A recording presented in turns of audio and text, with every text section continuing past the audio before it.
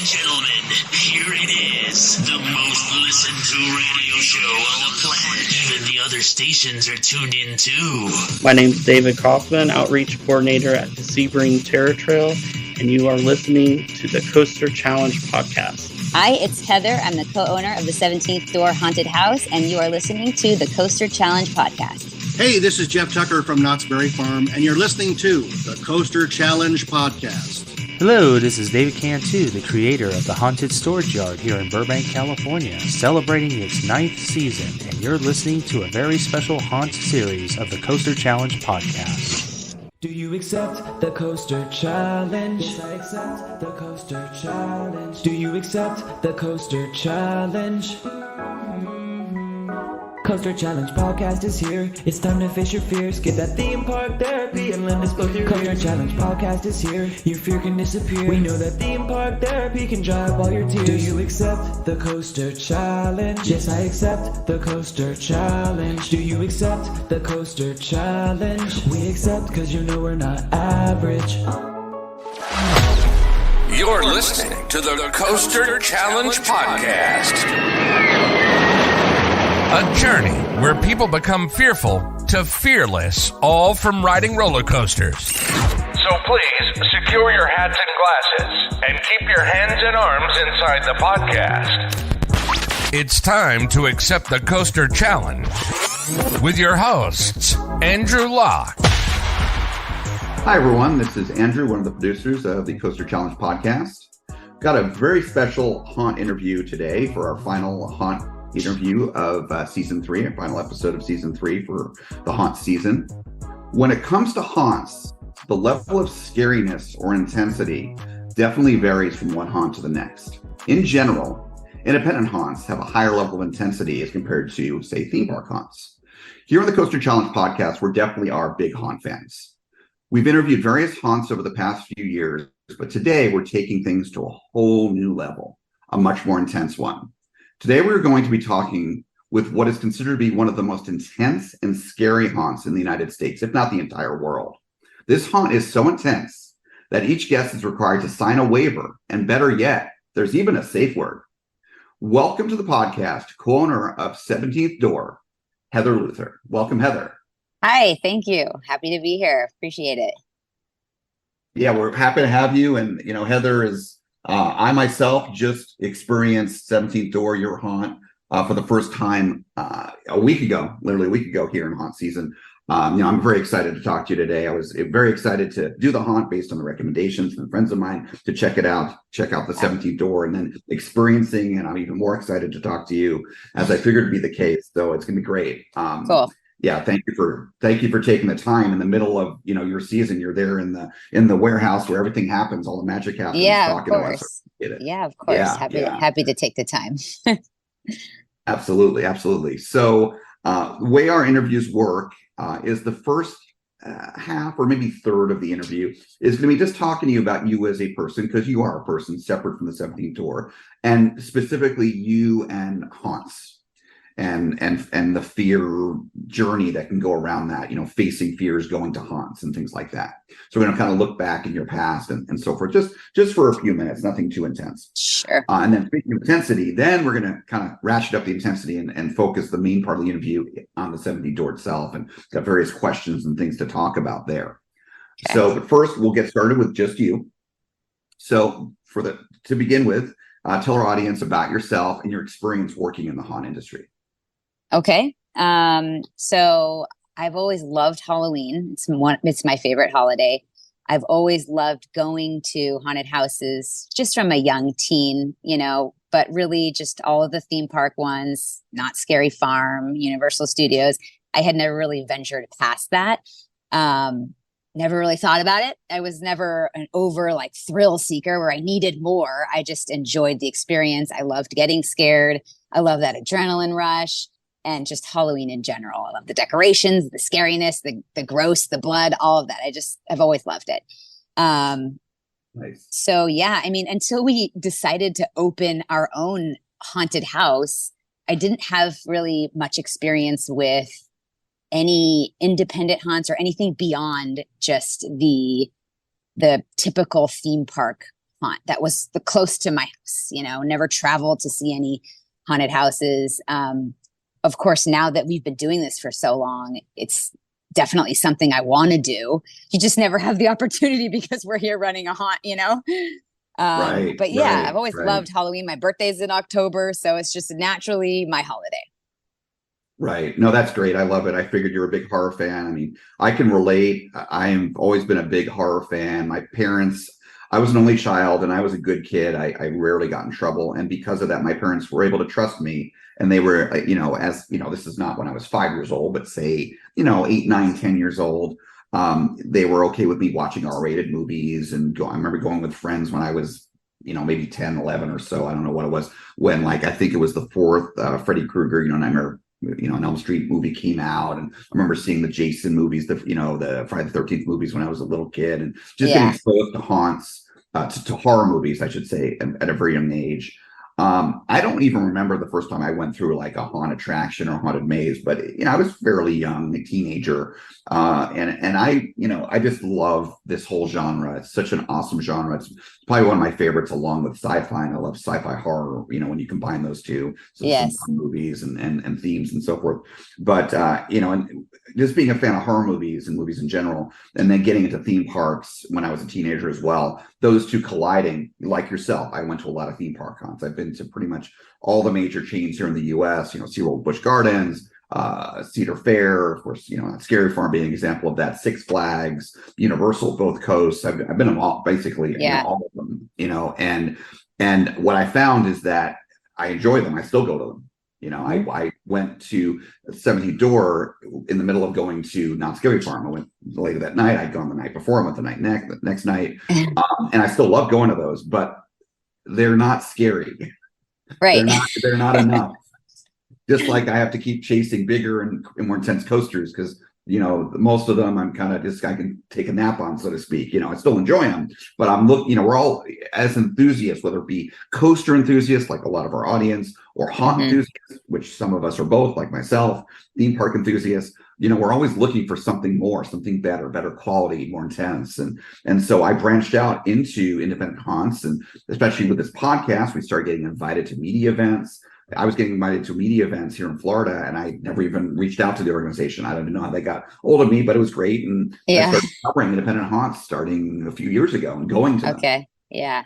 And then that helped me ratchet up that intensity. And then just getting, like I said earlier, friends that I've made over the years, one thing that's great with friends is we share with each other. We expose each other to, new movies that we haven't seen before, music, experiences, including haunts. And it's my friends Freddie and Bella, who are probably listening right now. Hi, Freddie and Bella. They told me last year when they were out here in Orlando for Horror Nights, which again, a great event always here in Orlando, but not that scary, still fun. They were telling me, because they're big haunt fans, about the 17th Door, and they were just describing it without spoiling it. And I was like, what? And I started looking it up on my phone right there, and waiting in line for one of the houses here at Horror Nights. And I could not believe what I was seeing. And I was told Freddie, I said, Freddie, when I go to California next September for my annual haunt trip, I am doing this. And well, here we are a year later.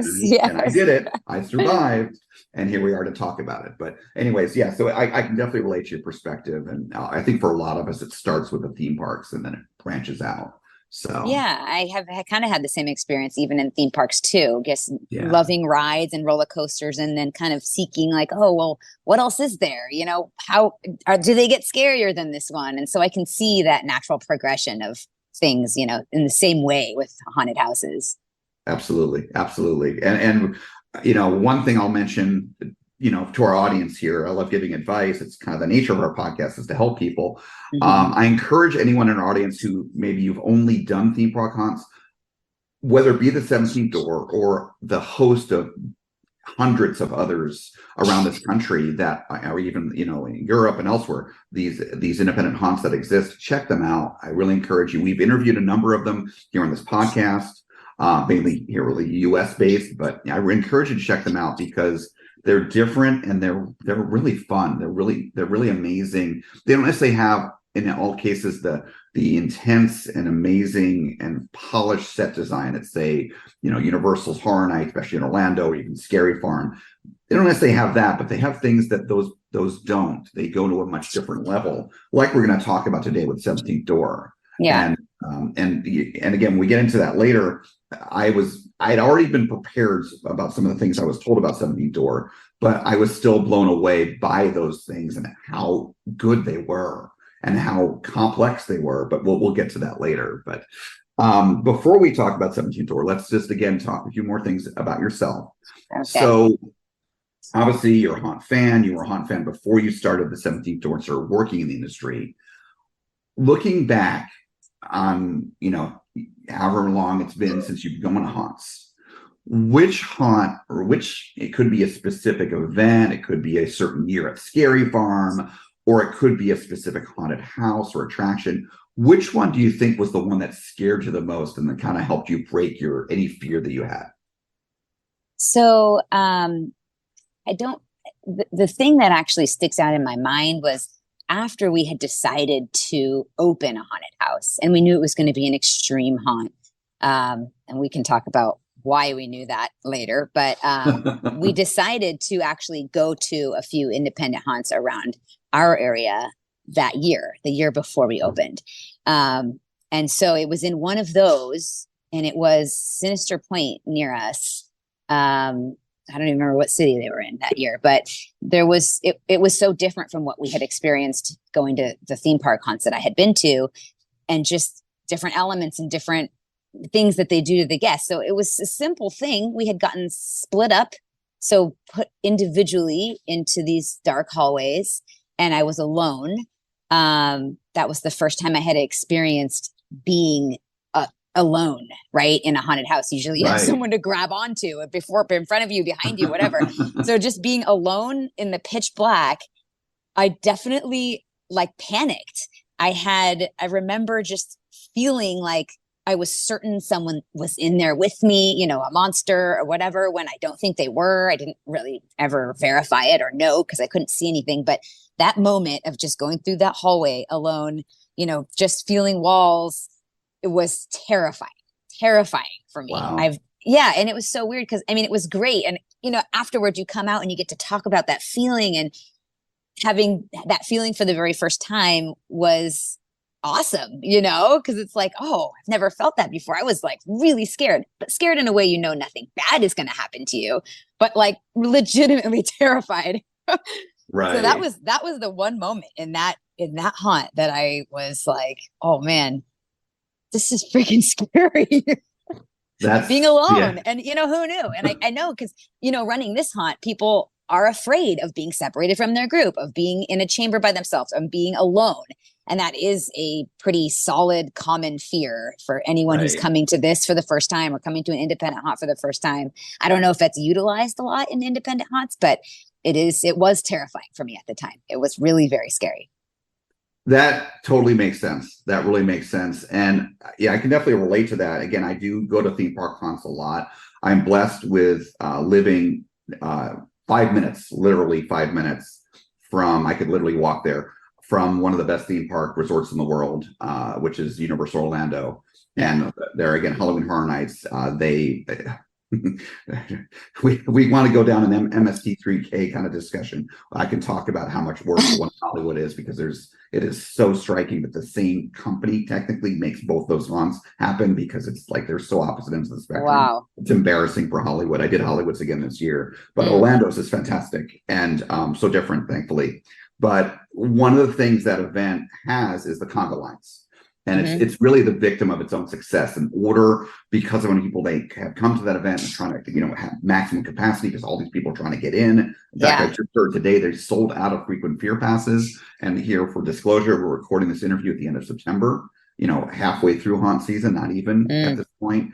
And again, they're victims of their own success, and so they've got to have those conga lines. So I've done a lot of independent haunts, and many of them, they may not send you individually, but they space out the groups, because again, it's smaller capacity and it's more awesome and intense that way, and scary, like you said. Yes. And I've experienced some of those where we get split up, and even with 17th Door, it's generally groups, but there were moments, and I'm sure you guys do this on purpose, where we literally were separated from each other in the same room, but separated. I won't get into specifics. You know what I'm talking about. Where we're physically separated even, and it makes it more intense. I'm like, oh my gosh, they're not with me anymore. Yeah. What's going to happen? And we're not saying one of them where you literally can't see what's going to happen, and which is one of my favorite rooms. And anyways, but yeah, it makes it more intense to be split up, even if you're in the same room but separated. Let alone like you experienced, going through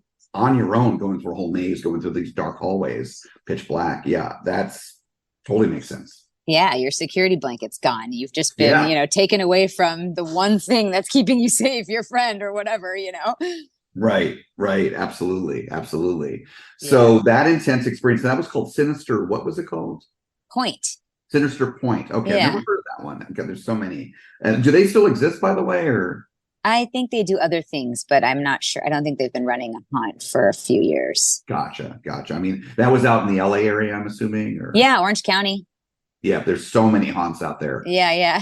So the competition, everything. Yeah. I have a lot to see still as well. Oh, yeah. As I come back each year, I'm going to do my favorites. Like, I'm not going to do Hollywood again. I don't it's Hollywood. I can take that time to do, 70 Door and then, maybe do one or two others. And, but anyways, there's so much to try. It's exciting. But in any case, so facing your fears are at Sinister Point, that most intense fear.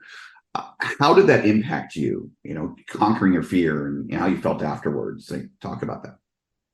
Yeah, I think it's just with anything when you can push through something that you're afraid of, whether it's killing spiders in your house, which is another fear that I've been working on for many years of my life. Really, there's just so many things that people are afraid of, talking in front of the public or anything, dogs, there's so many fears in general. And they talk about exposure therapy and doing things over and over again until you can conquer those fears. So I think the only way to do it and conquer a fear is to face it, right? So the more you do something, the less scary it becomes. And then, for people like you and me, right, then you're not scared of anything because you're going through every haunted house in the nation. Right. But, if you want to get through something, then you have to kind of push through it, even if you're scared, right? I mean, I think probably any psychiatrist would probably tell you that. I'm not a professional, but so yeah, I think that's just kind of, aside from the adrenaline rush and that what people want, just because it makes them feel good and they get to it. I think a lot of times too, those are just bonding experiences with whoever you're with. You have those like strong fears that you're experiencing with somebody. And then you get to kind of, I don't know, you're just bonded to these people more because of what you went through together, Right. No, absolutely. I wholeheartedly agree. And kind of touch upon a couple of really good points you made there. First was talking about exposure therapy. And that's a lot of what we talk about. And it's really the mission of this podcast is basically facing your fears and the efficacy of that. So we talk about, and we talk to the various guests that we have on, not every guest is necessarily, runs in a very intense haunt or works at a theme park. Some of them are just theme park fans or haunt fans. But, whoever we talk about their fear journey, how they face their fears, whether it was a roller coaster, a dark ride, a drop ride, or a haunt, and what the benefits are. And, in terms of, for various people, it helps them with physical afflictions, helps them with certainly with depression, anxiety. Anxiety is the big one because anxiety is fear. But what we talk about is, and I've talked about this again and again in the podcast, is that it's like working out at the gym. But it's mental, it's not physical, where if you face your fears again and again, riding different roller coasters, going through different haunted houses, you're going to get better and better at facing fear. And the thing that's really cool about it, I've seen this in my own life, is when you keep doing it in these various ways, it then branches out into other areas where you don't face fear as much, and you're able to have less anxiety in situations in general, because you're training your mind that it's okay. That bad things happen, but for the most part, usually things are going to be okay. Just don't get, face the situation with as much energy and nervousness that is warranted. And so, sure, if a plane's hijacked and you're on it, that's a time to be nervous. God, don't say that. Sure. Real world situations happen. But again, how often is that sort of thing happen, especially these days with everything that happened after 9/11 and how much security's been increased? Again, these really intense situations that are really dangerous don't happen a whole lot, thankfully, because we relatively live in a, I should say, we live, relatively speaking, in a, for the most part, safe world here in a first world country in the US and all that. So again, it's most of the stuff we get nervous about. It's no big deal. It's not real. And so we learn to just be cool with things, to chill. And so, that exposure therapy that you spoke of. And, one of the things I talk about, a lot of our audience are coaster enthusiasts. Mm-hmm. They're not necessarily park fans. They just like coasters. And I encourage, I'm not that. I am a coaster fan, but I also love parks. And I encourage them to branch out, check out the other things in theme parks. Well, likewise, go beyond that, check out haunts, check out independent haunts, go beyond theme parks. And the more you expose yourself to different controlled fears, the better off you are. And that's that exposure therapy kind of expanded. So, yeah. It makes a lot of sense. Just being able to build an overall confidence, right? Which help you make facing fears in other parts of your life. But yeah, definitely. I mean, I can relate to that totally. Yep. It's psychology 101. And see, the other thing you mentioned is about the kind of the bonding that happens. Yes. So first of all, I love that you guys take photos at the end, like the kind of a typical thing, with a background and all that. Because our photo came out great. The one where, it's not, this is not spoiling anything, because by the way, audience, Heather and I trying to be really careful to not spoil the experience. So we're going to be talking in generalities as much as we can. This doesn't spoil anything. It's just your typical background. It's not a green screen. And basically you do like a regular pose, and then the photographer asks you to do a like scary pose, like, imagine you're all scared. And that's the one that we really loved. And it was our group. And the funny thing was, and this is hilarious, and we all were laughing about this, is remember we were talking to Heather in advance, because we've been prepping for this interview, that you told us we were going to get our own private group. And so it was going to be Freddie, myself, Bella, Freddie's girlfriend, and then my friend Anthony that was joining us. Well, and don't get me wrong here. Oh, no. Follow me here. So we had someone else join us, and I could tell what happened because he was by himself and he needed to group people. So we had a token fifth person. Oh my gosh. But I have to tell you, Heather, so one of the things, and we'll get into this more later, that I like about the 17th door, and I like about certain horror attractions, it's not just scary horror. It's funny too. There's a comedic aspect of things. And 17th Door definitely has that. And so in that light, we had our fifth person that we didn't know, and he was a Disneyland cast member. Oh, wow. And I'm a big Disney fan. I went to Disneyland twice when I was out there in California last week. I'm a Disney World pass holder. Don't get me wrong, but let's face it, the people that are just Disney fans, if you will, or focused on Disney, they're a different breed. And this guy, he was quirky. He was a quirky guy. And he was, when we were waiting for our field trip, and audience, we're wondering what a field trip is, we'll get to that later.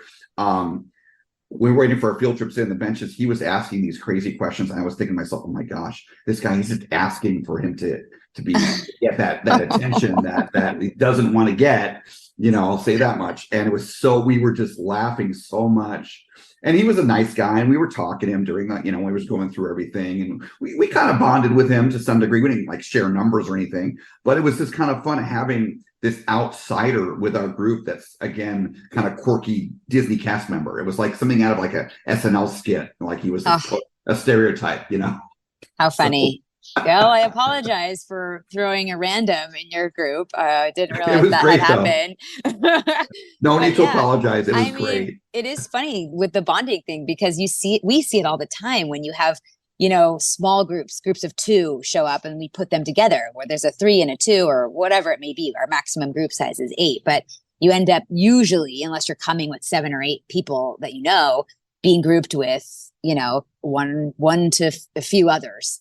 And It's like going through that entire thing. They do bond at some point, they're almost forced to kind of be on the same team. They're in there protecting each other and laughing together. And so you see it all the time. They're almost like at the very end in that photo, a lot of times they'll ask the group, oh, do you guys want to take your own photo? You'll give the opportunity, like the 2 and the 3. And a lot of times they'll just say, no, we'll be all together in a group, because by that point, they're already like linked and they're already bonded and they had a great time together. They want to remember it, So it is cool that it does that with people. Oh yeah, no, I think it's fantastic. And yeah, we did our photo, all of us together. And I can relate to what you said about the bonding too in a different respect. So I am in general a fan of themed entertainment. So that's kind of a big umbrella. It covers, of course, theme parks, roller coasters, but it covers haunts, it covers live shows and things like that. And it's one of the things I love about going on cruises. I'm a big cruise enthusiast, and I love the entertainment on cruise ships. It's fantastic. And it's all great. And one of the other areas of themed entertainment that I've really come to enjoy, and I've got some local friends here in Orlando that we really love it, we do it together, is escape rooms. I've done a lot of escape rooms. Yeah. And with the escape rooms, you're oftentimes paired with other groups. Now, I've done them privately with a few of us. We all know each other. But usually it's other people, and we wind up bonding and like connecting and joking around and and respecting each other. Like there's always that really smart person that figures things out.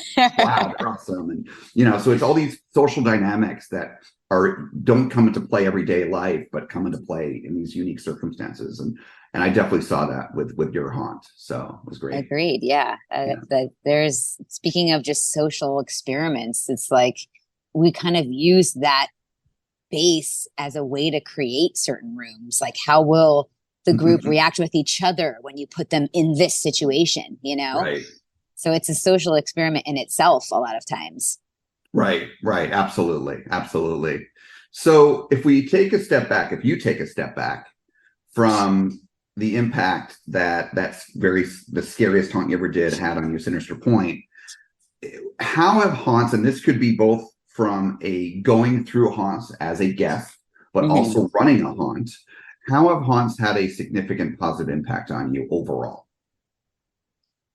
Well, I think in both scenarios, going through and then operating our own haunt, I have been able to build a lot of confidence in general, both on the, being a guest in haunts, and again, I haven't done that many or any other extreme haunts besides my own.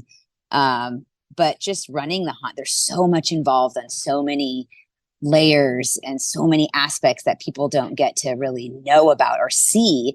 And so the experience itself is so just intricate, and there's just so much happening. And so being involved in that is just, I don't know, it makes you feel like you've created something, and you have a pride that you're putting on the show, and people want to come see you.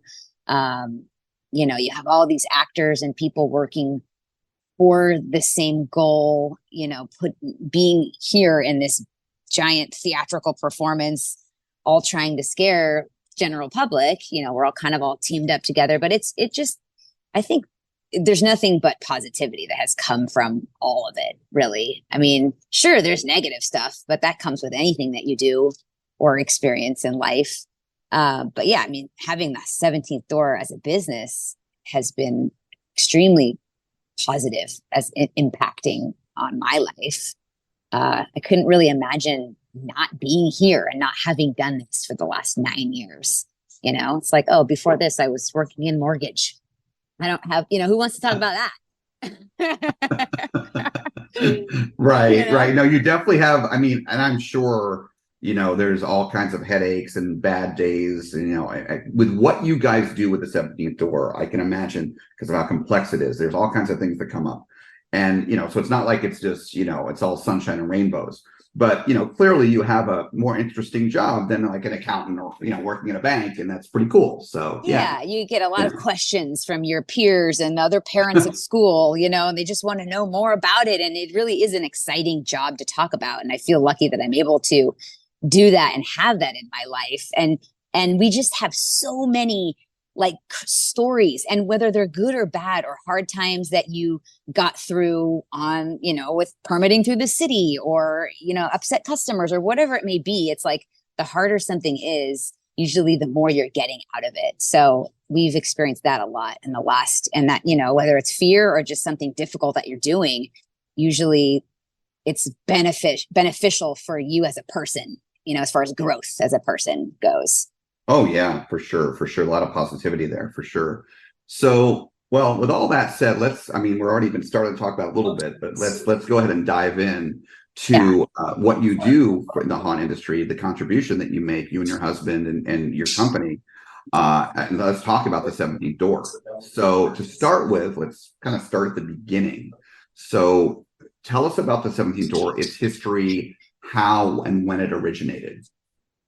Okay. So, well, again, I was working in mortgage for several years out of college, and then the mortgage industry crashed.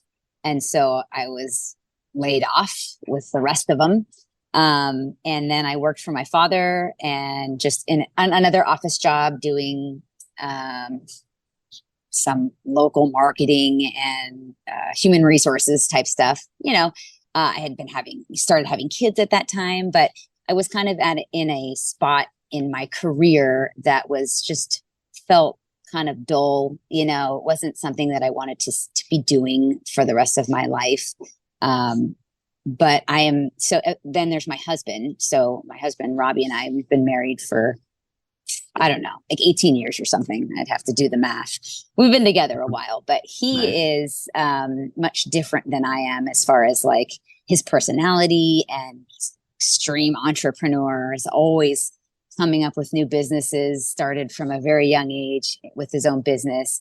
And he's just the most creative person, that I know, just ideas beyond ideas over ideas. It's like, it just never stops. So he's an active brain, and the haunted house idea had actually come up as almost sort of like a joke, like back when we were dating, years and years ago. Oh yeah, an extreme haunt is, and then it just was one of the ideas of many that he would just every so often talk about and put, add to over time. Oh, that'd be great for my extreme haunt, and some of these ideas you just write off thinking it's just a fantasy, it's just nothing. It's just something to talk about and a funny thing to dream up. And in 2014, so we were married in 2005. So back in 2014, we were brainstorming ideas for a new career for myself, and he was kind of pushing me to do something more entrepreneurial, like that I had never done before. I'd always worked for a company, I worked for someone. That was my safe zone. I just never wanted to be a business owner. That wasn't me. And so, but at the time, we were just thinking, and it was all kinds of things were on the table, all kinds of things. I was like, okay, maybe. And then it just happened where he had said, well, why don't we do the haunted house together? Because the haunted house had been something we had talked about, but very lightly over, many years. And as soon as he said it, it was like, yeah, I want to do that. That sounds awesome. And so that's sort of how it started, with that concept that had already been developed many years prior. But it was like, as soon as we decided, let's do it together, it's a new business, we're going to open a haunted house. And then we just kind of hit the ground running and put everything we had into it. Sure, we had no idea what we were doing. We had no experience with a haunt or anything of that nature. But again, like my husband had a lot of experience in many different kinds of businesses, house flipping and automotive business and custom stereos and, wiring cars up. And so all this stuff that he had already known and learned and taught himself.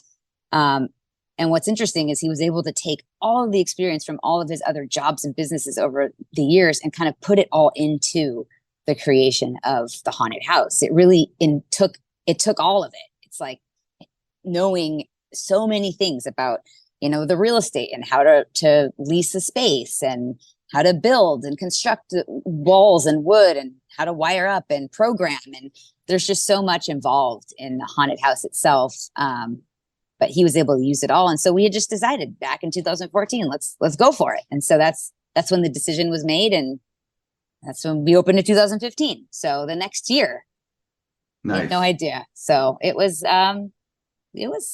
wild. I would never have done that by myself, ever. Right. No way. I mean, it was scary getting into something that you're just totally unfamiliar with. Making all these phone calls to people in the cities and no idea. Very scary for me. That's another fear. Yeah. And I talked about earlier about real life fears. And yeah, I mean, we don't in life generally make a major career change. I'm not talking about a job change, like going from one corporate company to another. That's scary. That's not scary. That has anxiety with it, changing jobs. But career changes, going from working for the man, as they say, to having your own business and being responsible for everything yourself, and being responsible for employees that report to you and work for you, and the HR aspects. And I mean, that's there's a lot of anxiety there, legitimate anxiety. That's not something that happens every day of your life. That's a life-changing experience. So that makes sense. Yeah. And if it weren't for someone, my husband, pushing me to do that, I would have been perfectly happy, staying in the safe area of the places that I knew and the job type that I was comfortable with, So, but again, that has helped me totally grow as a person, and just being able to push yourself through those boundaries and being able to kind of, I don't know, get into things that you're just unfamiliar with and scared of, and being able to do them. Right. For sure. Now, you mentioned your husband, Robbie. So, you were kind of looking for a new career, trying to figure something out. You're brainstorming with him because the mortgage industry, after the, 2008 and now all of that financial mess and the crisis and everything. So you're trying to find something new and different. But Robbie still had what he was doing for work at that time, right? Yes. And for a while, he was doing the haunt and his other jobs. And I was actually kind of going back and forth between what I had done working for my dad in the office and the haunt. And then it came to a point where we just realized that there's no way to kind of do both. Right. So that was my next question is, Robbie, at some point, things took off with 17th Door to the point where he doesn't have a separate job anymore either. Correct. Right? Yeah. Okay, that's great. I mean, that's a pure sign of success right there. That's awesome. Yeah. I know, right? But there's no way. I mean, that certainly doesn't mean that he's sitting there doing nothing for 9 months of the year. He is always active and coming up with new things to do. And, still has side projects here and there with other things and real estate and this and that. But yeah, it was something that we had gotten to a point where we were able to just kind of dedicate everything to, and not have to trying to be bouncing back and forth between, two different careers. Right. Oh, and I can imagine now experiencing having experienced the 17th Door, that, like you hear about Universal Orlando, where, the outside of the couple 2 or so months of the year where the haunt is actually happening, they're already right now building for the next year, prepping for the next year. And as soon as, October 31st from this year, I guess November 4th, I think is when that event ends, they're going to be starting to tear down everything and starting to put up the new stuff. It's a year-round thing. Yeah. Given the complexity of your haunts and the fact that, you change things up, I can imagine it's a year-round. It's got to be a year-round thing. It is year-round. And whether that's just, the planning process itself is kind of always happening in your head, even during the haunt season, right? You're always thinking about what's next and how you're going to expand on something. But yeah, I mean, you get a short period of time off at the end of the year. And then as soon as January hits, you're kind of already getting into it. You're getting into the plans for the next year. And then by March, April, and certainly by May, you're starting to actually build and, start the season. Is the beginning of the haunt season for us is usually May 1st.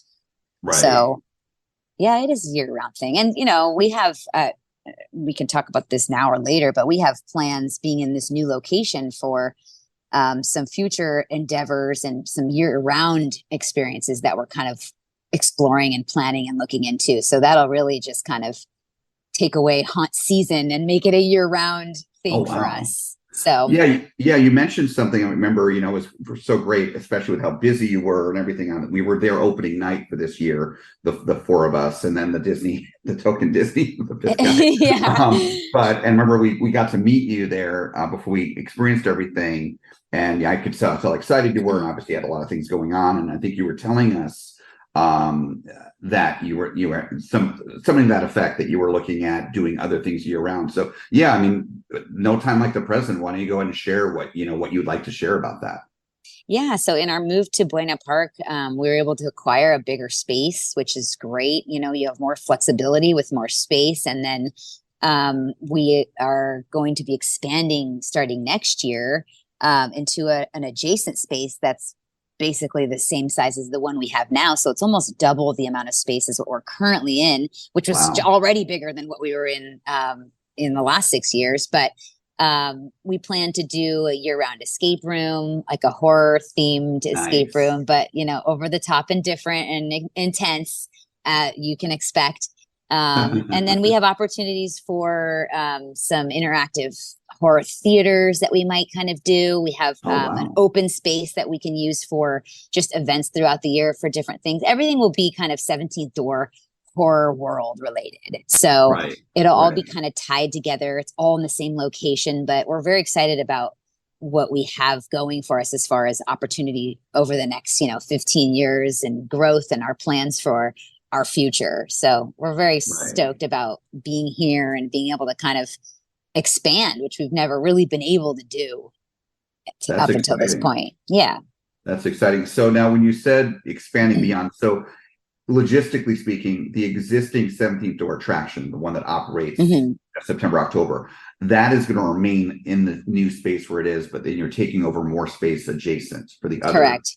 Okay. Yes. That's great, because I'm sure you don't want to have those growing pains again of having to move everything. And it's impossible. It's so difficult. I mean, with the complexity of the haunt and just everything that goes into just even one room and the wiring involved and the technical aspects and the heavy metal spinning rooms. Whoops, I might have just given away a spoiler there. But there's just so much. And it's not like, we just have temporary wood walls that we need to tear down and relocate. It's just like we're entrenching ourselves into a space, on so many levels. And not having to move that just gives you so much opportunity for new things and growth and being able to add to what you already have. So that's exciting for us.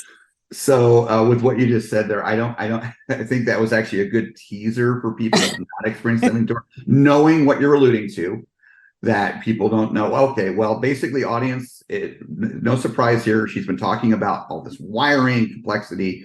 One of the things that, in my opinion, as an engineer, is so incredible about the 17th door is we're not talking about a static experience. We are talking about things that move. Things in these rooms move in different ways. I'm not going to tell you how or what's going on because we don't want to spoil anything. But these rooms are dynamic rooms, many of them. And what these rooms do will blow your mind.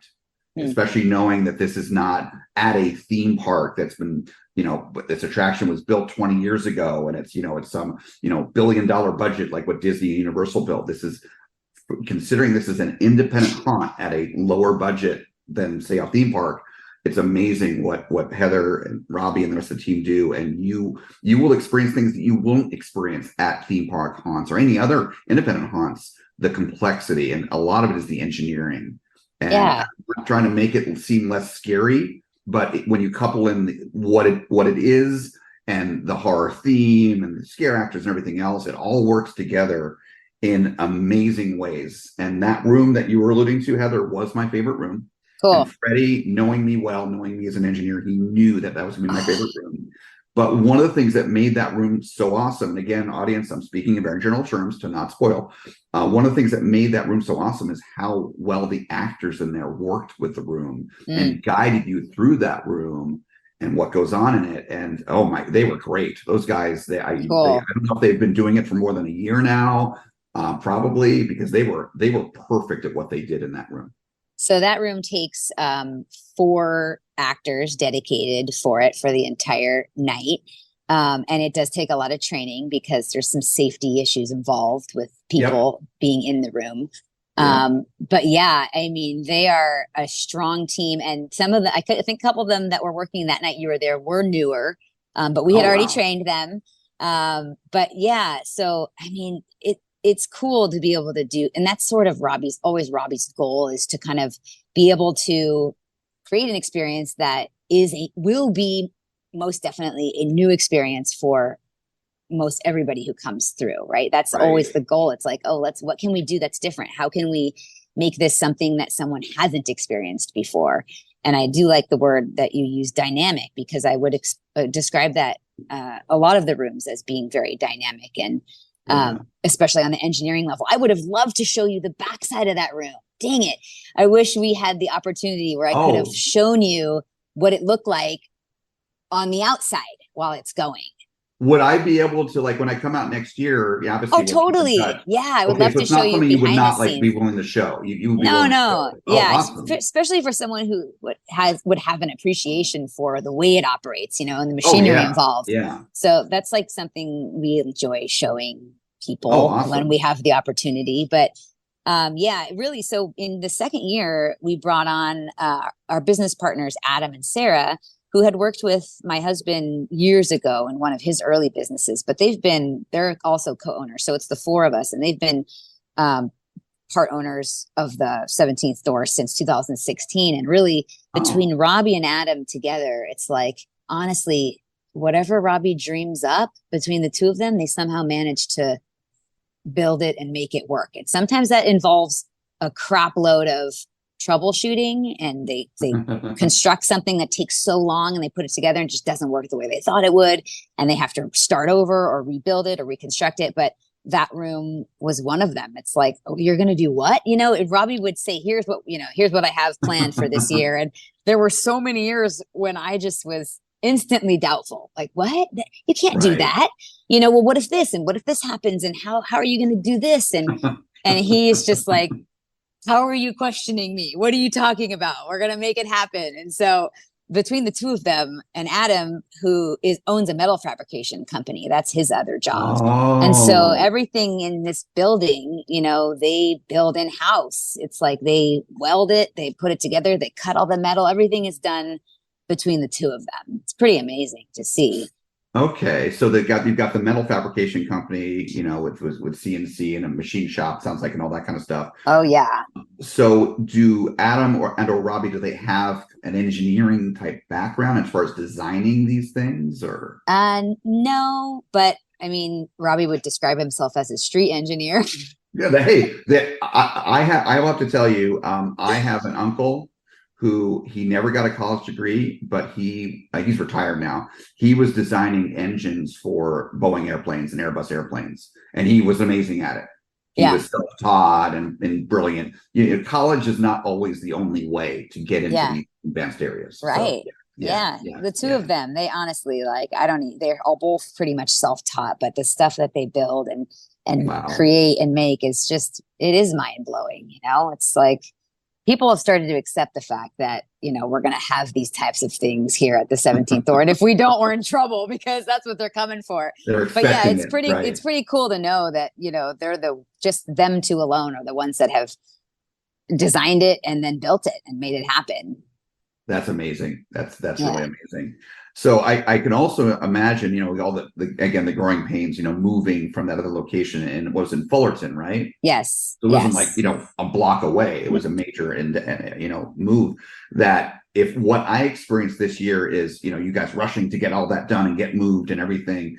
And, where you can go now with this expanded space and now being settled and being able to focus on the polished details and not just all the wiring working and all that, where I, again, can only imagine where things can go from here as I come back to the 17th door, hopefully each year, and see what's different and new, and with what Adam and Robbie come up with. I almost feel like I've experienced sort of like a baseline, if you will, a new baseline.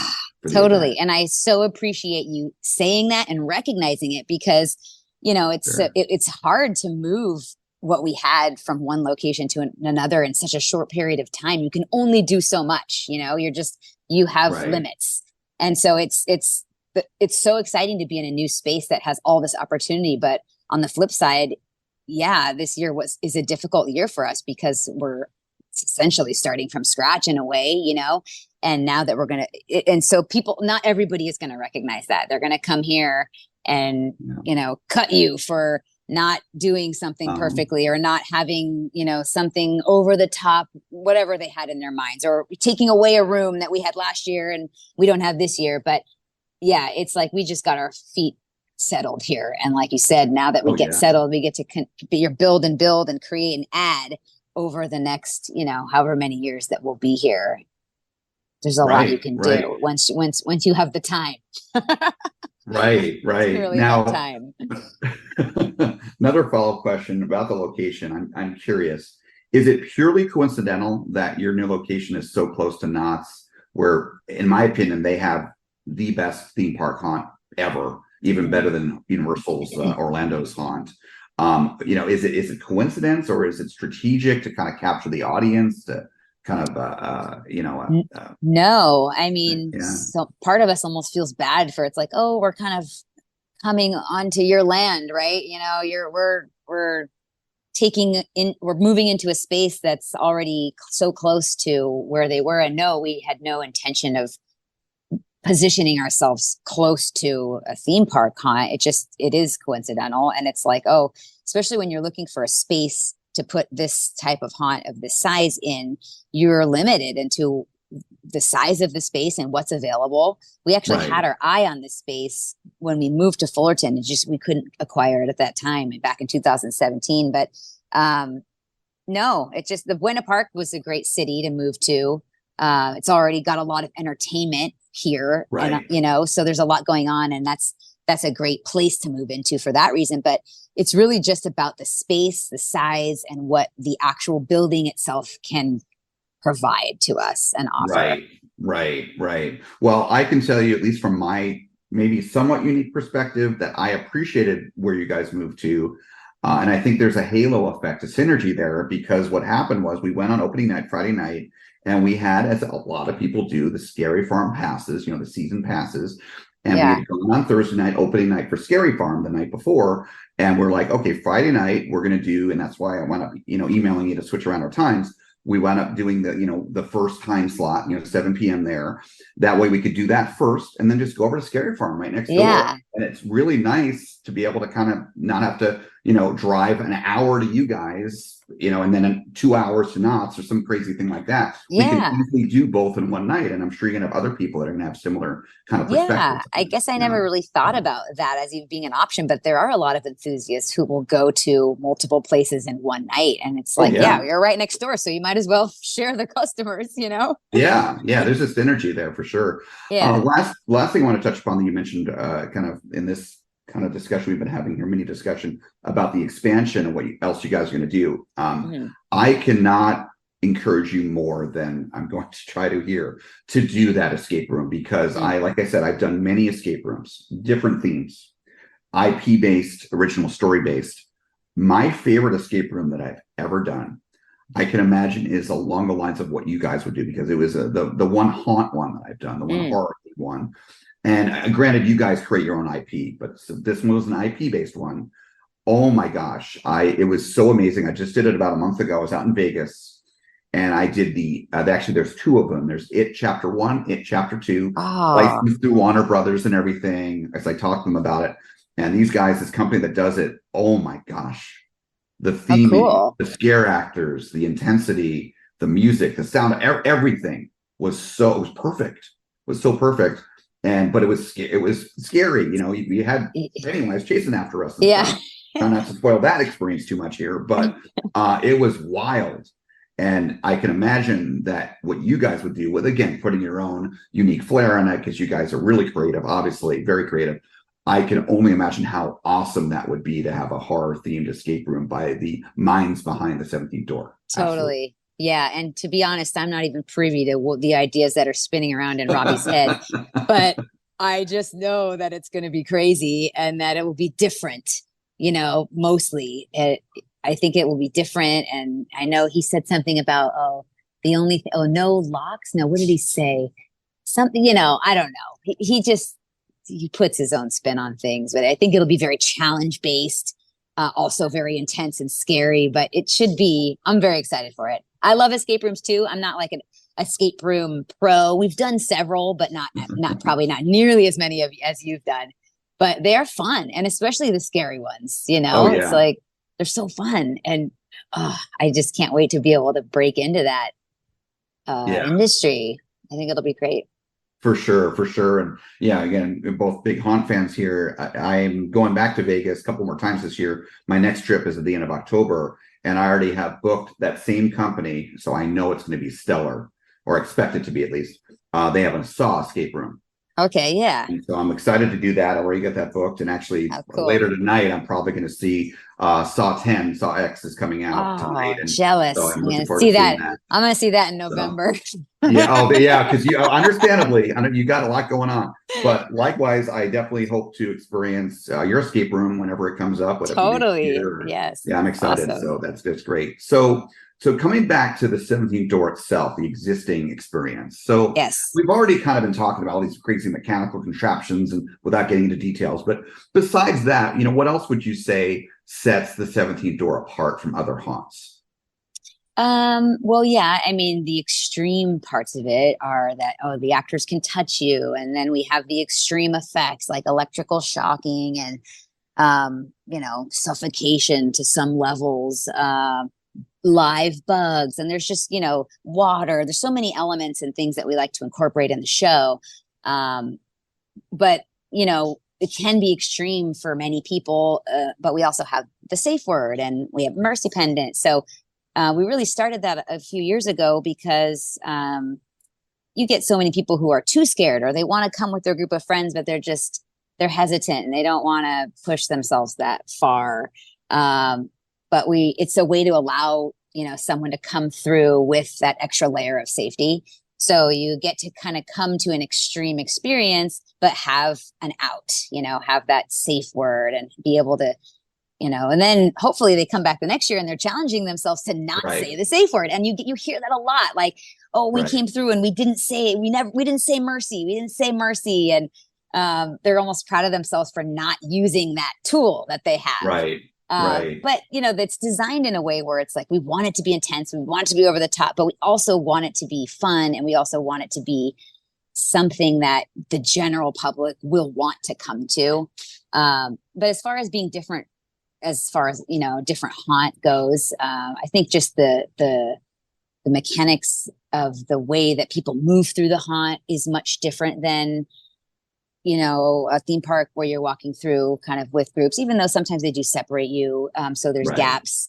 Our groups are put in individual groups. They're locked, with these magnetic locks inside each room for its own kind of scene that plays out. The entire thing, we kind of reference it as like its own machine. The entire haunt itself is like a machine because we're moving through these groups in a very controlled, timed way where the group cannot move faster or slower than the design, So that's kind of cool because you get to then capitalize on having that group by themselves for this exact given amount of time.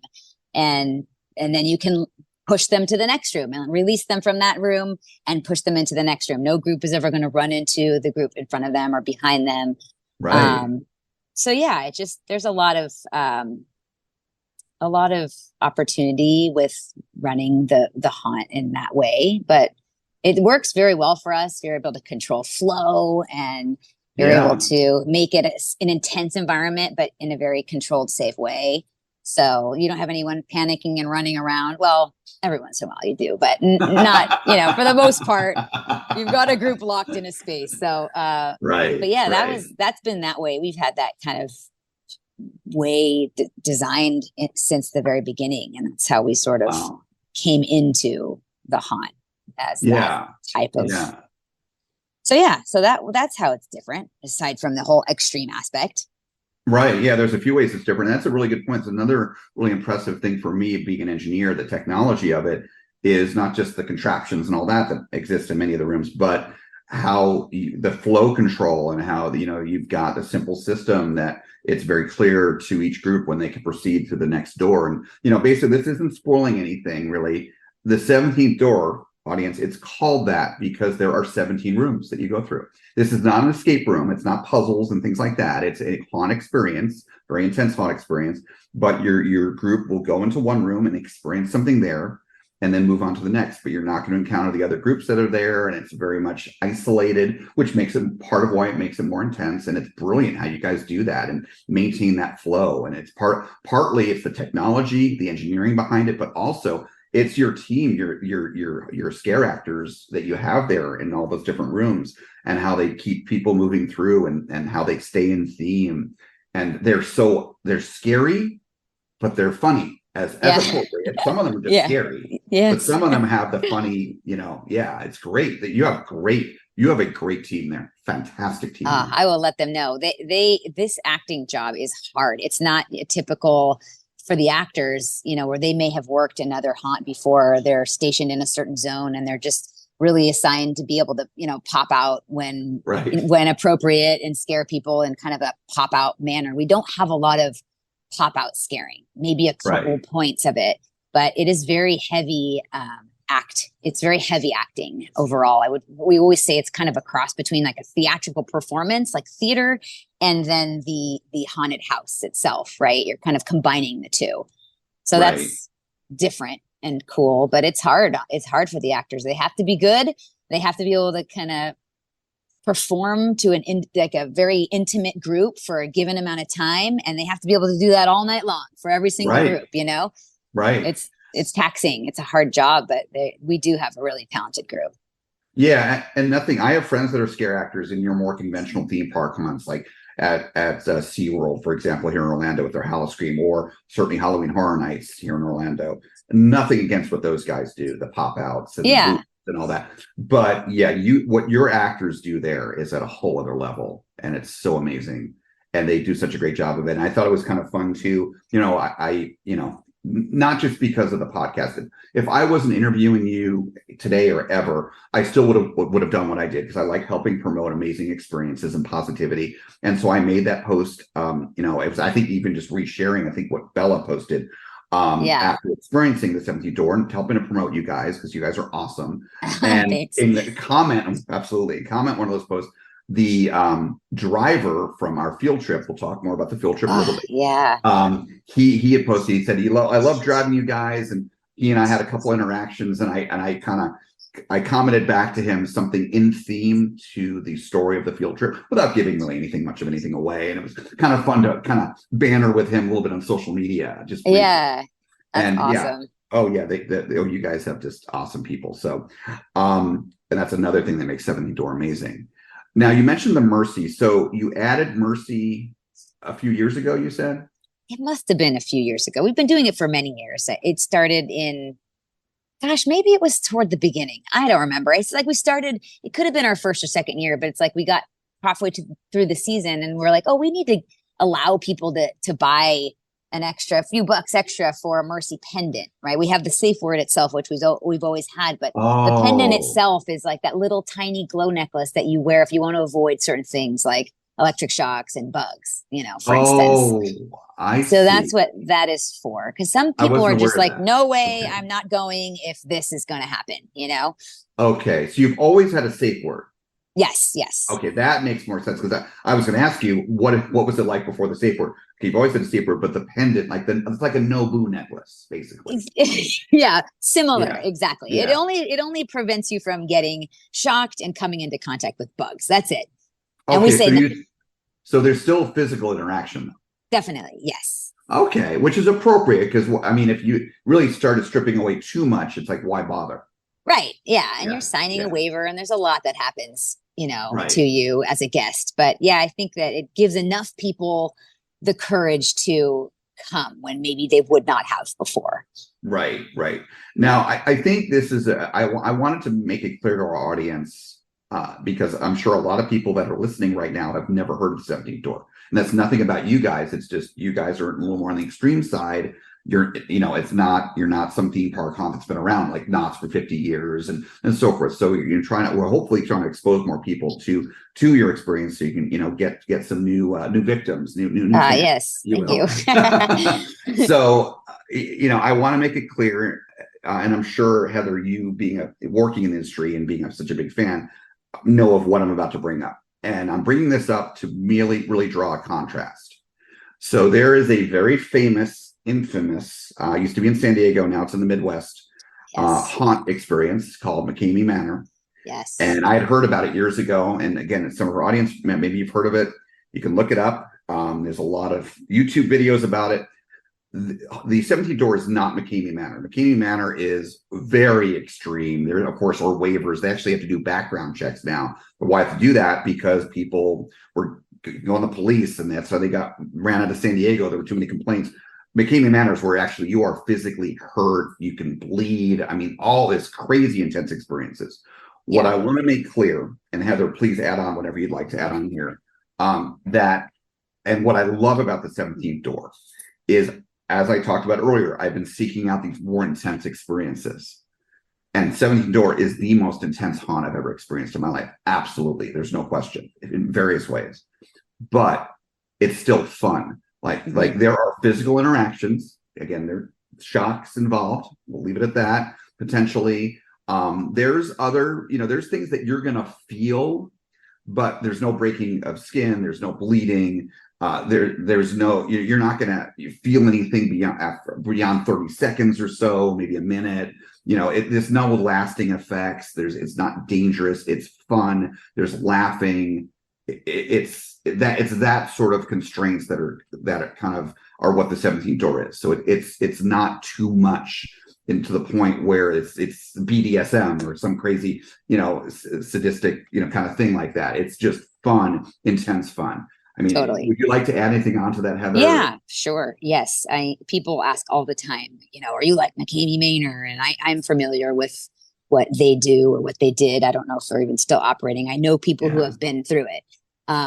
But yeah, it's just a totally entirely different experience. And a lot of times with a lot of the stuff that we do, I think people like to throw around the words torture and, things like that, because it makes them feel like they're doing something intense and crazy over the top, right? We were tortured or we were this. And you're going to upset some people that maybe just missed the giant banners and all of the, warnings we've tried to give them.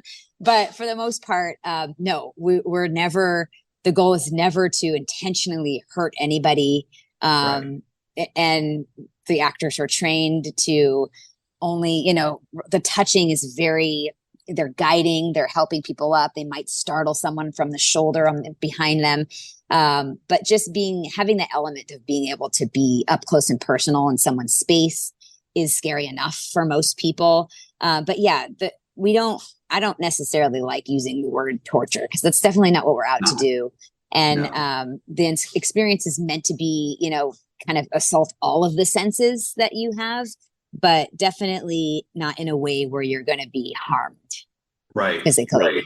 Mentally, maybe, but not physically. Psychologically, yeah. Yeah, definitely. Yeah, and as far as the physical experiences go, and you and I have been doing a good walking a fine line as far as not spoiling anything, but also try not to be too general.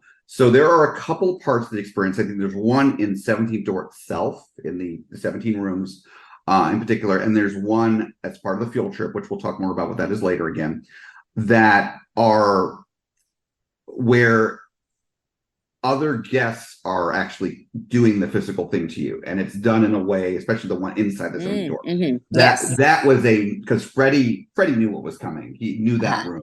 Yes. And when he looked at me like, Andrew, you just realize what's going on here? And it took a little light bulb to come on because everything else that was going on. It's an intense experience overall. And it took me a couple seconds, jaw drop, like, oh, wow. How cool is this? Because I thought that was some mechanical thing that was right. Like that's like something you'd see in a movie. It's like a MacGuffin in a movie or something. And so that was really cool. And again, general terms here to not spoil, but the other one, funny story, and I'm again walking the line here, in the field trip, I thought it was one of my friends. I thought it was Bella that did something to me, because I was like, wow, that was kind of intense, Bella, for you to do that to me. And then she revealed to me later that one of the actors took the device and did that. And I was like, oh, and we were just laughing about it. And yeah, it's just like, it's these unique things. You don't experience this anywhere else. It's so fun.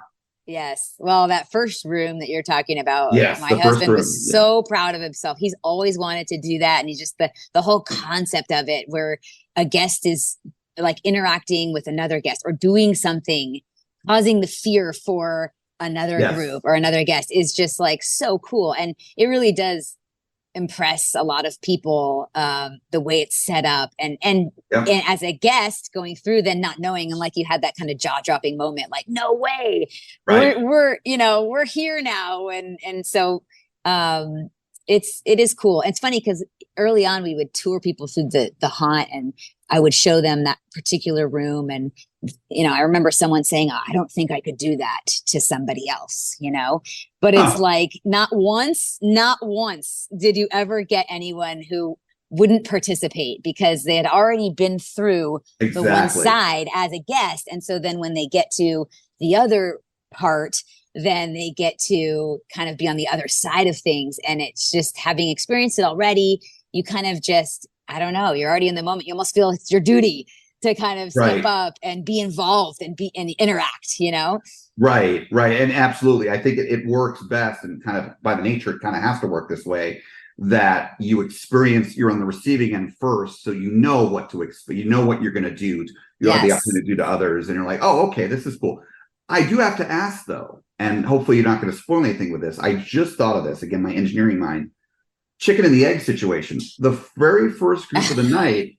Yeah. Or do you have some of the actors take care of it? Is that what happens? The actors have to get involved every once in a while, because even sometimes earlier in the season when we have like a gap, if there's no group in that particular room, actors have to step in and be the other part of that interactivity. So Right. My hope here is I'm kind of trying to take a step back as you and I are talking here, putting myself in the shoes of the audience, who say someone that doesn't know anything about 70 Door.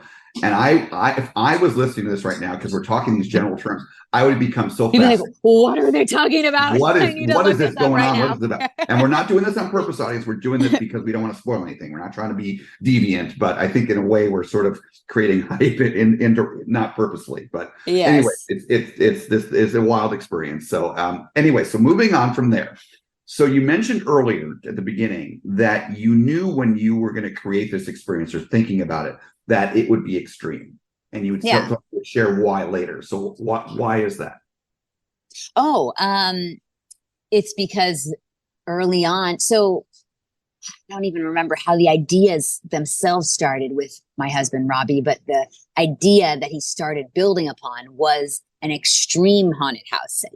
It really must have started as a joke on, making a haunted house extreme in all these extreme ways, almost with the goal of being shut down because, it's just so out there. It's not like you're trying to make a successful haunted house. You're just trying to kind of put on a show, and so, and that's how it really started. And so whenever the haunted house idea came up, or whenever there were any ideas put into that bank, it was always the extreme haunted house. It was, there was never a concept of just opening a haunted house. It was always the extreme elements involved in the haunted house itself. So there was never an option of not being extreme. Right. So the joke part of it in the beginning was maybe like thinking what would the Simpsons would do with like Itchy and Scratchy Land. Just like ridiculous ideas, nothing that we would ever do now, but it's just like, when you're brainstorming, everything's on the table. Right. Gotcha. So gotcha. So we talked about the mercy necklaces and the mercy word, and I'm proud. I'm not trying to be all like I'm some like super macho guy or anything, but again, I don't scare easily, and I'm pretty go with the flow, and I'm not surprised, and I'm still proud nonetheless. My first experience at 70 Door, I didn't mercy at all, and so again, that's the part of the point of that's the other side of it, is that if you face your fears in this type of attraction, you can be proud of yourself because it's some good stuff, but safe still nonetheless. And so again, the 17 Doors is known for this interactivity that we've been alluding to, physical and intensity. And again, you have that mercy safe word, even the necklaces. So aside from the necklaces, for people that are going in as if they are going to go through everything, what percentage of guests do mercy, let me ask you this before we get to that. Is it set up where if you mercy, because none of us mercy, that you can skip to the next room? Is that the idea? So you'll make it through the whole thing. You just may skip some things. Yes. I mean, the guests always have the option of mercying out of the entire experience. And that does happen. It happens fairly often, but the percentage of that happening is fairly low, of someone just halfway through deciding, I'm done. I need out of here. I mean, we walked a couple people out opening weekend. Okay. So that would be mercy. I'm mercy. I'm out of, I want to leave. I'm it's not Okay. continuing on. But mercy, the safe word, we have it done in a way where it's implemented so that someone can mercy out of, like you said, just a particular room or scare element. Like they know, they kind of know already that there are certain things that they're afraid of, or they know they're going to be afraid of this one particular room, and they're definitely not going to do it. And so knowing they have the option of just saying mercy right away, either not entering the room and just kind of being like grouping up with their, meeting up with their group right after that room, or just saying mercy right when they walk in, and the actors kind of usually just kind of puts them aside, or they kind of get to observe. They're sort of just on the outside watching the scene play out as opposed to really being involved with it. And so that's usually how the safe word is used. And it works out great because they're still involved, because they get to watch and they still feel like they're part of the scene and they're seeing their friends go through things, but they themselves are skipping. They're choosing to avoid certain scares. Right. So you were saying that like people like halfway through mercying out where they're like, I'm done. I cannot do this anymore. That's very rare. That's good. That's a good sign. And that's what I would expect, because again, this isn't McKamey Manor. You guys are not pushing things too far. You're keeping it fun, and it happens, and it's like understandable, and we do escort people out, and we have a special mercy door this year for them. But the goal is to get them to enjoy the experience, right? And it's hard to achieve that goal with so many different levels of people's fears. But the goal is always to have someone walk out of here leaving happy, like they, had a good time, whether that means they said the word mercy in every single room, or they avoided saying it at all. But you want everybody to leave having a good time and wanting to come back. Got it. So what percentage, I'm not expecting like 19%, just approximately, are people like our group where we didn't mercy at all? Is that in the minority, or where is that? I don't know if it's like half and half, but I would say that the safe word is used fairly often. Probably less. It might be less than 50%, but it's a good chunk of people that are almost coming knowing that they're going to be able to say the word or say the safe word. Right. It's pretty common. I don't know, 30-40%. That's just a guess. I'm sorry. No, the actors at some years we would actually keep track of the mercies, right?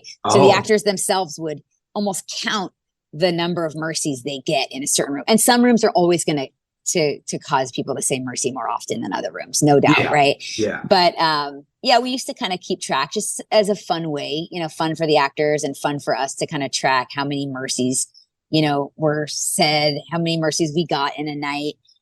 We don't track them very much anymore. Sometimes you're kind of walking the line of an actor then wanting to get a mercy, so they're almost like trying to get a mercy because they want to up their mercy number, Right. But it's not designed to be that way, so it's really just there for the guests to use when they need it. And it's good that you have that, of course. But and I have to say that you guys do a great job of designing these experiences, these rooms, because there were triggering things for me in there. Again, I didn't mercy, but I was like, oh gosh, I have to deal with that. Oh no. I was not happy. Again, in theme, I was happy. I was having fun, but I'm like, oh, it's meant to be uncomfortable, not painful, but just like mentally uncomfortable primarily is what I got the impression of, right? That's I mean, I think definitely we're trying to play on the psychology of the fear in a lot of ways.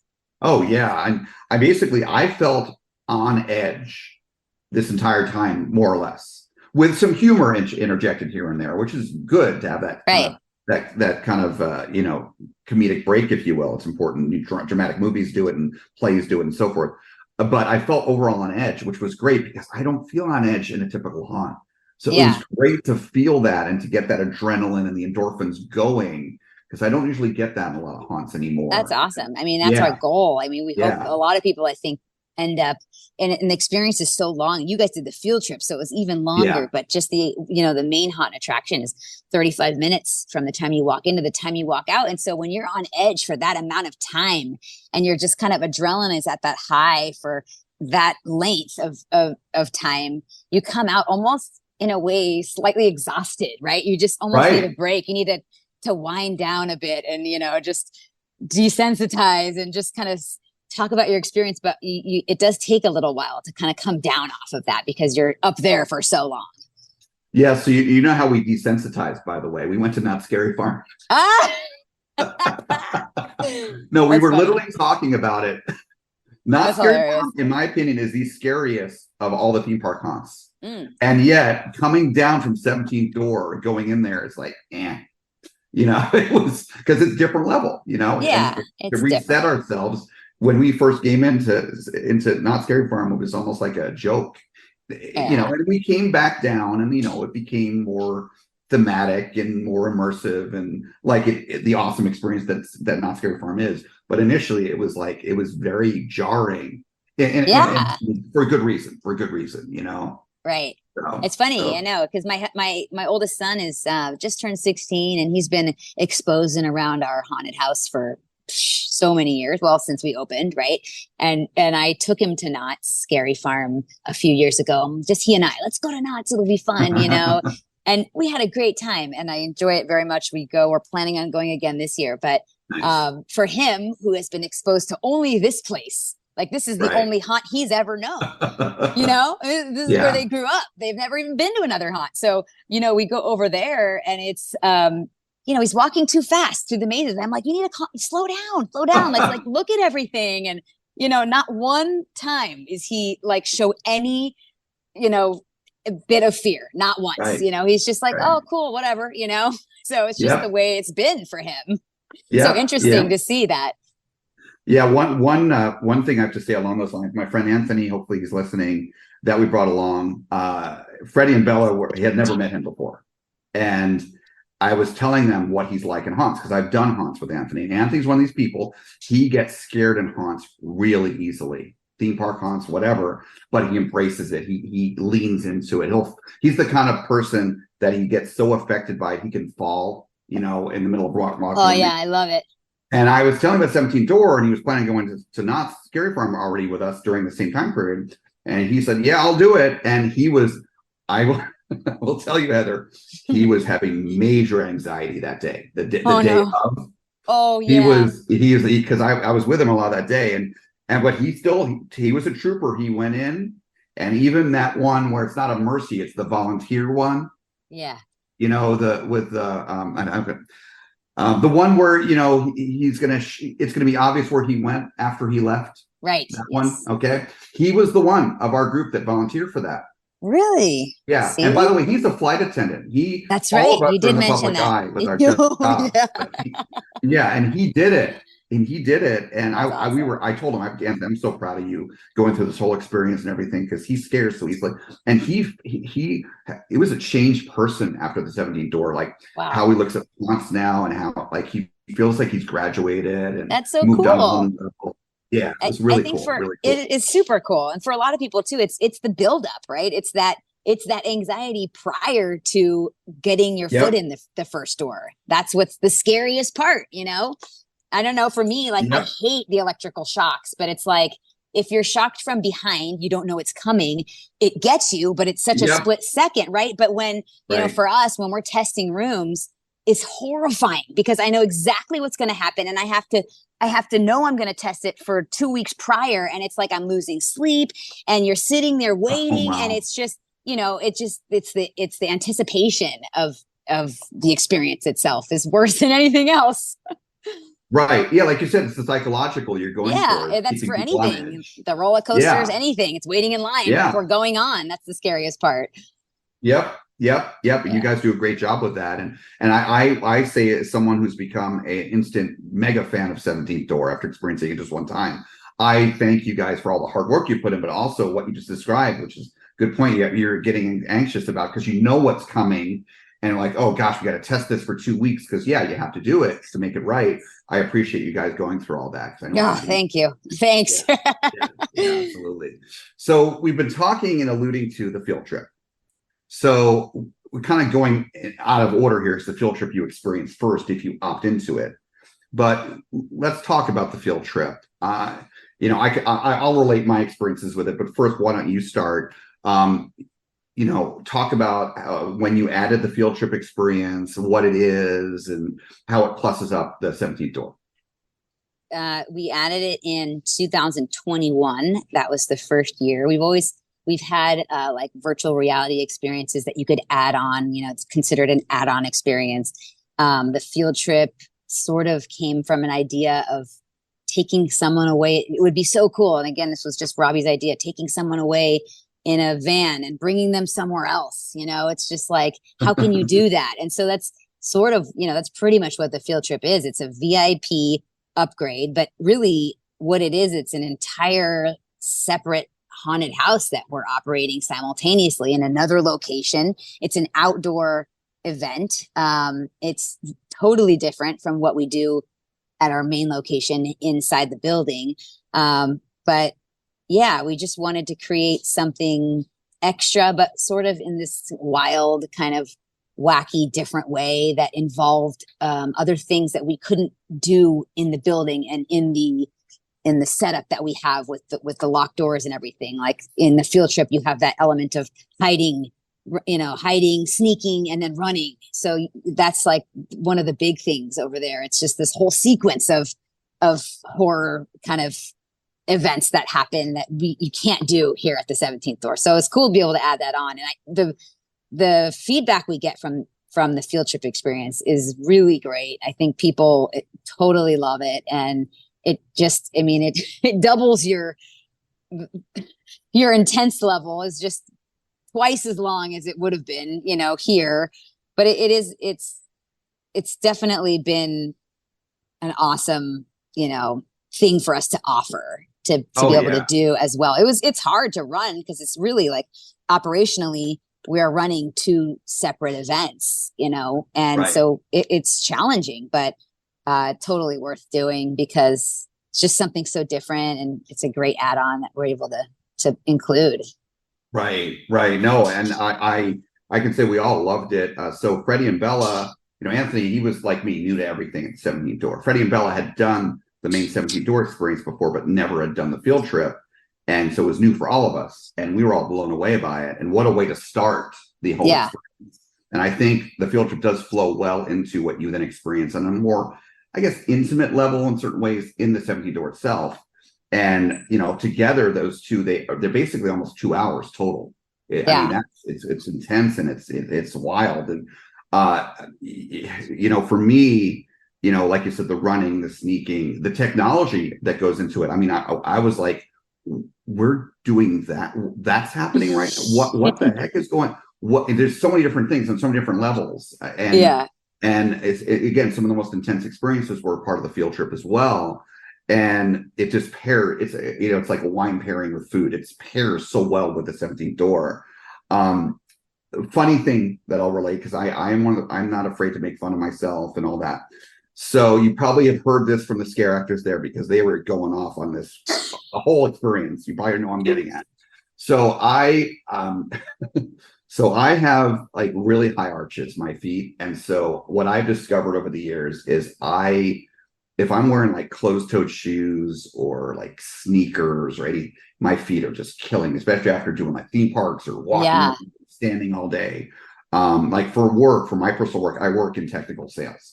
And I have to go to trade shows, and at those environments I have to wear dress shoes. I'm dressed up in a suit and tie, even, and standing around all day in dress shoes. Oh my feet are killing me like nothing else. I'm like, foot massage right away, please, if I can get one. So what's most comfortable for me, what I wear on a daily basis, are flip flops. But they're orthotic. They have like the high arch kind of style. They're not flat flip flops, and they're really comfortable. And so that's what I wore. I wore it at theme parks. It's great for water rides because I'm not wearing socks. But can you run in them? Yeah, so they point out, when we're waiting for the field trip, they're like, oh, that's an interesting shoe choice. You got to run, right? And they were in theme and everything, that your actors and everything. And then Bella and Freddie are laughing, and Bella's like, "I told you." I'm like, "No, you didn't." Oh. She's shaking her head, listening right now. She's like, "No, I told her. I don't remember her telling me. Maybe she did." The whole experience, the field trip, the even 17 door afterwards, it was constantly getting pointed out, and we were all laughing, and it was so funny. And yeah, I mean, I had and I'll tell you, a lot of this was psychological anticipation. So I was thinking, waiting on those benches before we even got in the van for the field trip. And then in the van, I'm thinking, okay, apparently I have to run. And yeah, I can't run great in them, but I can run okay. I was ready, Heather, to lean in full. I was like, you know what? If this is full on, like running for my life, I'm going to take them off and hold them and just. There you go. I didn't have to go to that. I just survival mode. But yeah, I will say this, even in my flip flops, not running as fast as I would have otherwise. The thing that can happen if you're running too slow did not happen to me. You know what I'm getting at? Yes. So I did okay. Great job. I'm impressed. Impressed. Don't be last. Don't be last. That's what you got to know. I mean, next year, let me ask you this. Does field trip, do you guys tend to change that? Well, actually, we haven't even really got into this yet. So we talked about this a little bit offline before we started recording, but my understanding is, and please clarify, that the 17th door, it changes up. You don't have the same exact experience every year. You might add a new room, get rid of one, move them around. So what about the field trip? Does that change?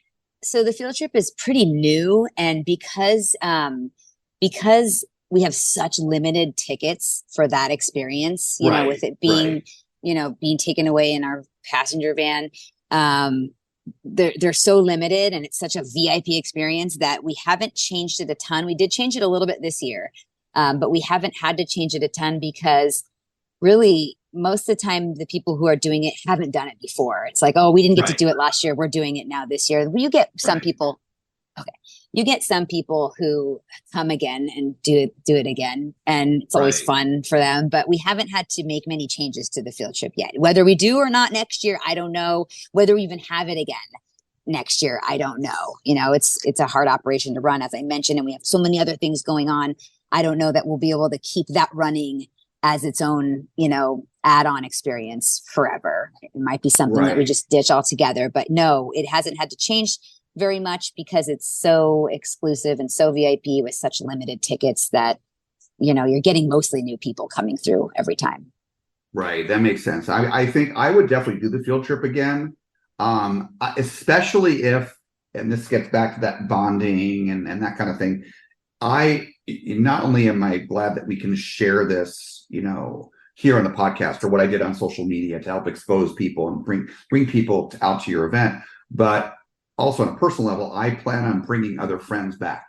And especially if I've got people that have not done it before there, then, I definitely we're doing the field trip and I will do it again. But if I do the field trip again, maybe I'll actually wear sneakers for once. But I don't know. You didn't need them the first time around, so you're good. Yeah. So my only concern was this is a real quick thing, but these are really cool flip flops. They come from this company called fitmyfeet.com. They're custom made. Yeah. And they have removable straps, and I've had the straps come out sometimes, and I was like, oh God, the straps are going to come out if I'm putting too much pressure running. But so I was like, I'm ready to take them off if I have to. But anyways, yeah, it was fun. It added something for me, at least. It was fun. So thank you for, talking all about the 17th door. And, hopefully we've, again, encouraged some people to check it out. And we'll talk at the end here how people can find out more about the event and, go to the website and all that. But to wrap things up for our discussion here, Heather, let's do a couple of final personal questions. Okay. So we could get a little serious here. One of the first fans of Coaster Challenge, when David started it, this is long before I joined the movement. One of our first fans was actually a kid. His name was Dusty, and he sadly, very, very much too early in life, basically about the age of 16, tragically passed away this past year. And hit David especially hard. So that inspired David thinking about mortality and so forth. to come up with a new question that we added here for season 3, which is thinking about our lives and reflecting on our lives. And so a little serious here, but that question that you came up with is, how would you, Heather, like your family, your friends, your colleagues to remember you by? How do you want to be remembered? That's a difficult question, you know?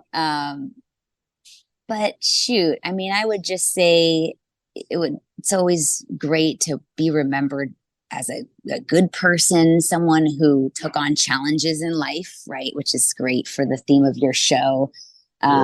Face their fears and grow as a person, and basically set good examples for their friends and family. You know, I want to be looked up to and be an inspiration to others. You know, when I look at someone else who's an inspiration to me, it's like, gosh, it would be awesome to be that for someone else. So I think that's really the main thing. And also being super fun and funny and fun to be around.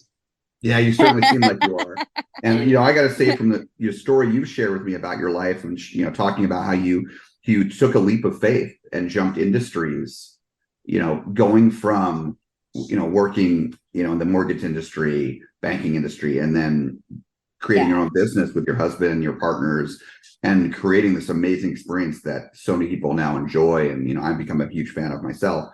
I mean, that's something great to be remembered by itself. So yeah, thank you. And we always hope that we're setting good examples for our kids. You know, we have 3 boys, and just showing, you know, them working super hard at something and giving something everything you have and just putting in 100% effort all the time, no matter what it is. So I think that's important for us. That's great. That's great. So the last regular question, real quick, to ask you is, you know, keep in mind our mission about facing fears and, you know, talking about haunts and things like that. Any advice you'd like to give those that are listening?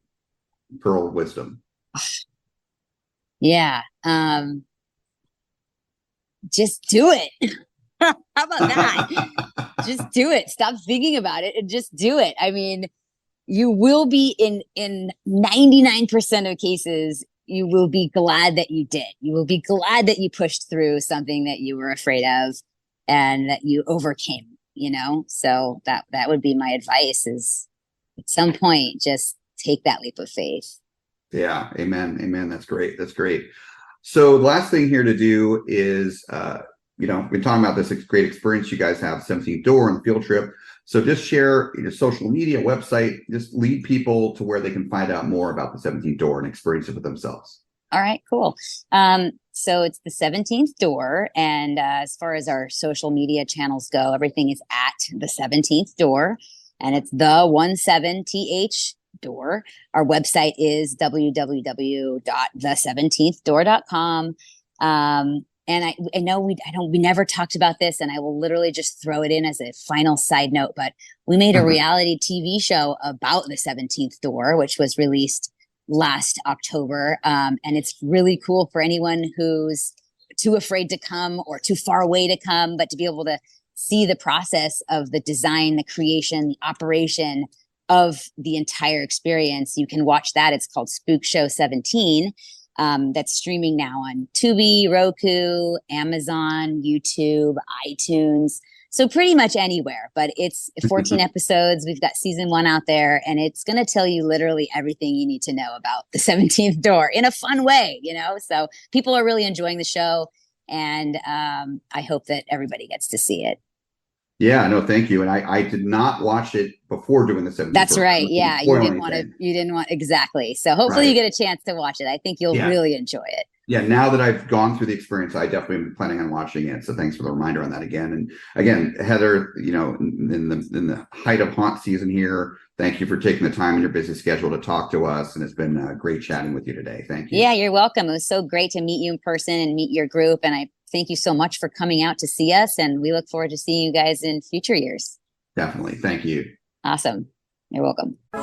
If you enjoyed today's episode, be sure to like and subscribe wherever you get your podcast. If you want to see more of us, we upload every Friday. Be sure to like us on Facebook, Instagram, Twitter, and YouTube. All at Coaster Challenge. Links are in the description below. Thanks for joining us here today.